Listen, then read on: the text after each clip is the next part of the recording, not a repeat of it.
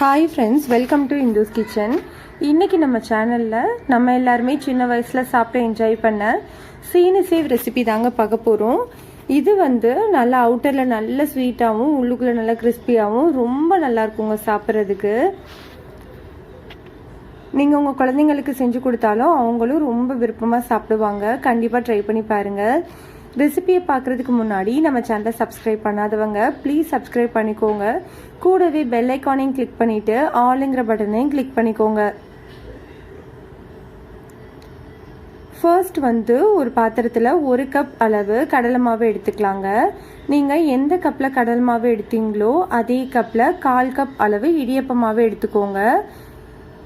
Suppose உங்ககிட்ட இடியப்ப மாவு இல்லைன்னா 1/4 கப் அளவு அரிசி மாவை நல்லா வறுத்துட்டு சேர்த்துக்கோங்க. ஒரு பிஞ்ச் அளவு உப்பு சேர்த்துக்கலாம். 1 டீஸ்பூன் அளவு எண்ணெயை நல்லா சூடுபடுத்திட்டு சேர்த்துக்கோங்க. இது எல்லாத்தையுமே நல்லா மிக்ஸ் பண்ணி விட்டுருங்க.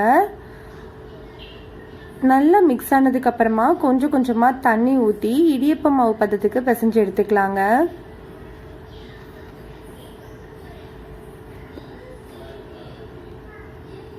பாருங்க, இந்த மாதிரி தாங்க இருக்கணும். மாவு நல்லா சாஃப்டாக இருக்கணும்.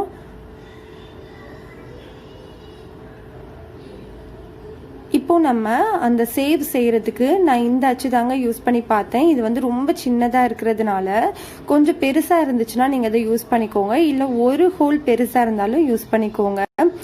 இந்த மாதிரி கட்டைக்குள்ளே மாவை சேர்க்கறதுக்கு முன்னாடி உள்ளுக்குள்ளே நல்லா எண்ணெய் தடவி விட்டுருங்க. அப்போதான் நம்மளுக்கு சேவ் பிழியும் போது நம்மளுக்கு ஈஸியாக இருக்கும்.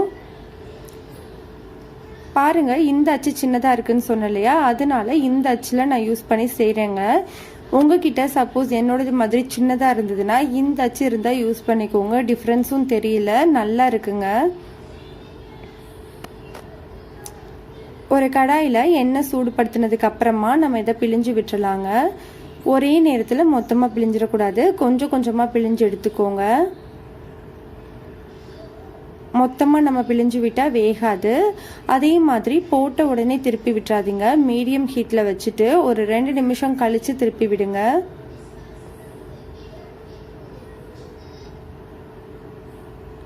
பாருங்க, நம்மளுக்கு இந்த மிதமான தீயிலேயே இந்த பபிள்ஸ் எல்லாமே அடங்குற வரைக்கும் வேக விடணுங்க. அப்போதான் உள்ளுக்குள்ளேயும் நல்லா வேகும், கலரும் நம்மளுக்கு ரொம்ப சேஞ்ச் ஆகாது. அவ்வளோதான், இதை நம்ம எடுத்துடலாம். இதே மாதிரி நம்ம 2வது பேட்சையும் பிழிஞ்சு எடுத்துடலாங்க.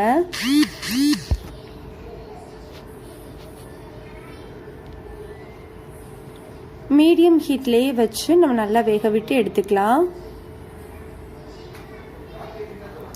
இதுக்கு மெயினாக கலர் சேஞ்ச் ஆகக்கூடாதுங்க. இந்த பாருங்க, இதே மாதிரி இருக்கணும் கலர்.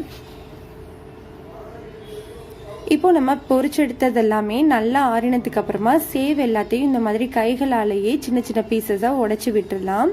உடைச்சிட்டு இதை தனியாக எடுத்து வச்சுக்கோங்க. இப்போ நம்ம ஒரு பேனில் நீங்கள் எந்த கப்பில் 1 கப் அளவு கடலை மாவு எடுத்தீங்களோ அதே கப்பில் 1 கப் அளவு சர்க்கரை சேர்த்துக்கோங்க. 1 கப் அளவு சர்க்கரைக்கு 1/2 கப் அளவு தண்ணி சேர்த்துக்கோங்க. இந்த சர்க்கரை கரையணும். நல்லா மீடியம் ஹீட்டில் வச்சு நல்லா கொதிக்க வச்சிடலாம்.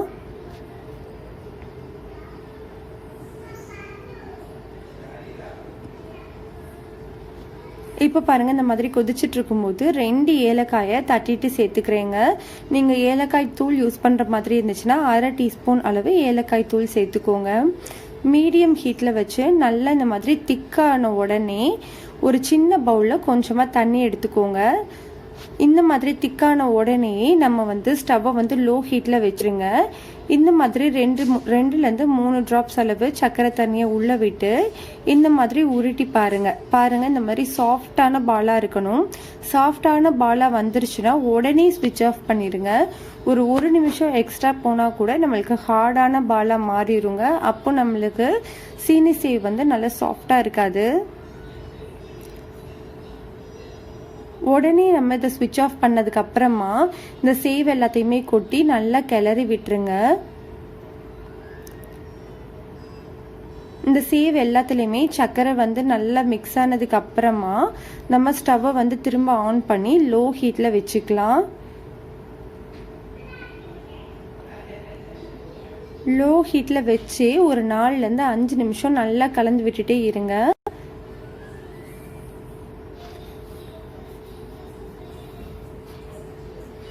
இந்த சேவ் வந்து உடையாமல் நம்ம வந்து மிக்ஸ் பண்ணுறதுக்கு இந்த கரண்டியோட அந்த பேக் சைடை நம்ம யூஸ் பண்ணோன்னா நம்மளுக்கு உடையாதுங்க. இப்போ பாருங்கள், நம்மளுக்கு 4-5 நிமிஷம் ஆயிடுச்சுங்க. நல்லா மிக்ஸ் ஆகிடுச்சு. அந்த சுகர் எல்லாமே நல்லா கோட் ஆகிடுச்சு பாருங்கள். இதை நம்ம ஸ்விட்ச் ஆஃப் பண்ணிவிட்டு நல்லா ஆற வச்சிடலாம். அவ்வளோதாங்க, நம்ம ஆறினதுக்கு அப்புறமா ஒரு பிளேட்டில் மாற்றிக்கலாங்க. அவ்வளோதான், நம்மளுக்கு சூப்பரான சீனி சேவ் ரெடி ஆயிடுச்சுங்க. இந்த ரெசிபியை நீங்கள் கண்டிப்பாக ட்ரை பண்ணி பாருங்கள். ரெசிபி பிடிச்சிருந்ததுன்னா லைக் பண்ணுங்கள், ஷேர் பண்ணுங்கள், கமெண்ட் பண்ணுங்கள். மறக்காமல் நம்ம சேனலை சப்ஸ்கிரைப் பண்ணி சப்போர்ட் பண்ணுங்கள்.